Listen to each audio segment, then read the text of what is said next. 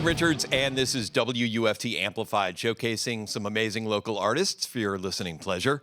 On this episode, we're going to meet Orbiter with Jon Reinertsen on guitar and vocals, Jonathan Hamilton on bass, Brad Purvis on drums, and Matt Walker on guitar. From their latest album, the aptly named Distorted Folklore, get ready for a sonic blast. Here's Coil from Orbiter on WUFT Amplified.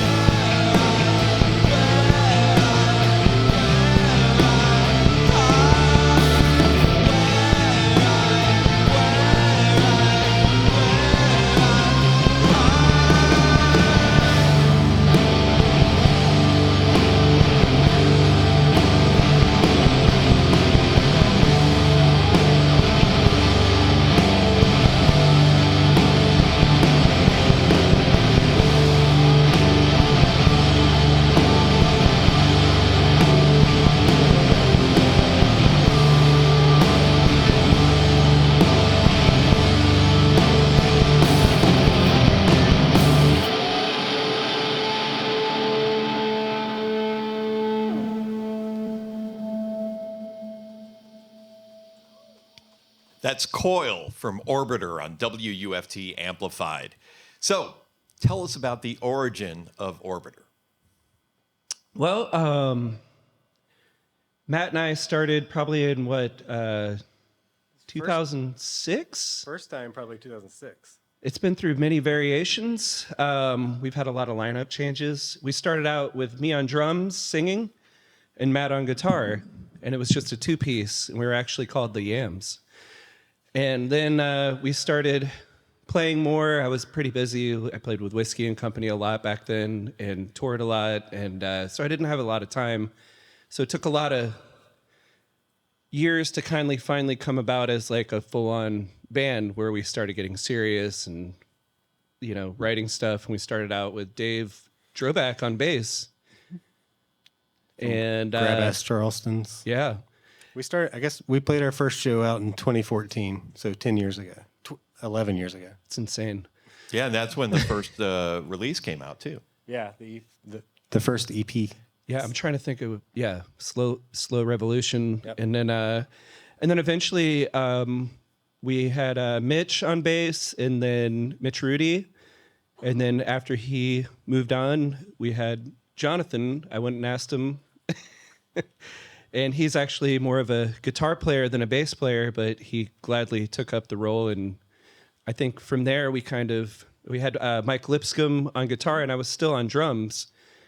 And then Mike Lipscomb went to another band, and I took the opportunity to step out from behind the drums, and we acquired Brad and kind of stole him from Super Twin. And here we are now as a full band, and we released two records now together as this lineup. Yeah. Head Wounds and Distorted Folklore. Right, and Distorted Folklore came out like the end of 2024. Yes. With amazing packaging. What was the idea behind Casey Donnelly? It's all Casey Donnelly. We kind of let him run wild. He's done all of our artwork. He's amazing. And I would say that you did give him some loose parameters based on kind of the subject matter of the songs, and it's a little bit of a loose concept record. He's definitely like a fifth member as far as he does all of the art direction, and he's great. I gave him a little bit of an idea, and he just ran with it. So what are the inspirations for the band? As far as music goes, I start with Black Sabbath, and I think we all are big fans of Failure is another kind of inspiration. The Jesus Lizard. We've also recorded a couple times with Jonathan Nunez from Torch. Yeah, Torch is an influence on all of us, I think. Floor, definitely. We're kind of all over the place. I mean, we like a little bit of everything, I think, but this is what comes out when we all get together. It's heavy, doomy, Definitely. sonic. Absolutely. All right, well, what do you want to tell us about this next one? The next one is Time Rips. And as far as the process of songwriting goes, normally I would just hash it out at the house and throw a bunch of stuff at the wall and see what they really liked that would stick. And we kind of collaborated together. This is our most, I think, cohesive song as a band, and probably our shortest song. Yeah. So that's about it. All right, well, it's another one from 2024's Distorted Folklore. Time Rips from Orbiter on WUFT Amplified.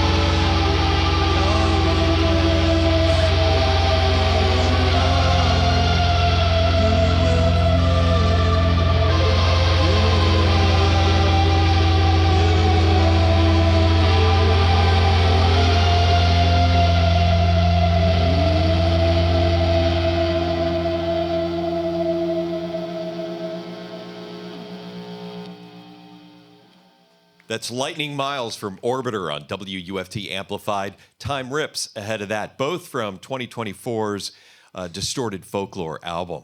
So we were talking about the origins of the band and all that. I gotta say, full disclosure, that Matt and I met in graduate school here at University of Florida. And fun fact, Matt wrote a book about the Gainesville music scene called Gainesville Punk, and he also teaches a class loosely based on the book. So tell us about that, Matt. I did write a book about the history of the Gainesville punk scene from the late 70s up to about the mid-aughts. And it evolved into a class that's we've been teaching it for 3 years now with my co-instructor, Reagan Garner.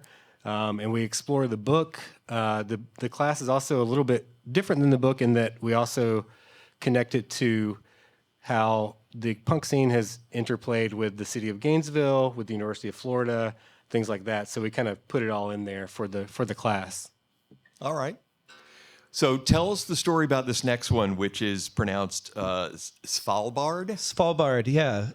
Well, I was writing lyrics, and when you get down to the crunch time where you're going to actually record the record, like all the random words you said, you're like, wow, I have to like turn these into actual thoughts and be like somewhat cohesive. And I was running out of ideas, and I actually was listening to NPR, and there was a book they were speaking about called A Woman in the Polar Night, and I can't think of her name right now, but I ended up getting the book and reading it, and basically about a Austrian woman in the 1920s, and she wanted to go see her husband, who was a fur trapper, and he was on this Norwegian island called Svalbard, which is very desolate, bleak place. And the adventure, long story short, she gets there and barely finds him, and they stay in a tiny shack on a beach surrounded by snow and ice and dangerous animals, and she ends up finding a way to survive and finding beauty in a very bleak place. And once she gets to that part, it's very, very beautiful, and it just kind of, I wanted to capture that with this song, and hopefully we did. All right. Well, here's one more from Orbiter, Svalbard on WUFT Amplified.